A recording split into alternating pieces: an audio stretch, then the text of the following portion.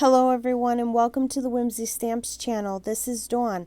I'm here to share a quick product reveal video for the new Whimsy Stamps red rubber basket stamp. This basket is absolutely adorable.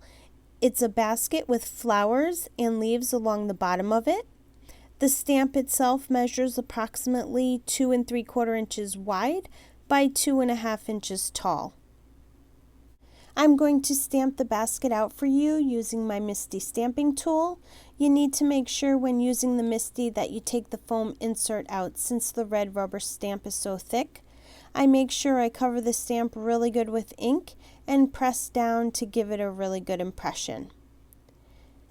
As you can see, it gives a nice impression. This basket can be used for so many different types of cards. I also want to show you how you can use just the basket if you want. All I do is put some sticky notes over the sections I don't want to stamp.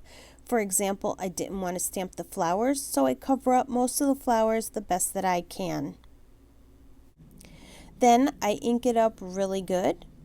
Then you need to take the sticky notes off before you stamp the image. Then when you stamp the image, you have the basket and just a few of the flowers in front of the basket. So let me show you the card I made with the basket. I made this cute St. Patrick's Day card using this basket stamp and the St. Patrick's Day gold stamp set that is also being released. As you can see, I covered up the leftover flowers on the front of the basket with the clover flowers. I hope you enjoyed this release and head on over to the Whimsy website and check out the entire new release that is available today. Also be sure to subscribe to all the Whimsy Stamps social media platforms so you don't miss out on any of the new releases and videos.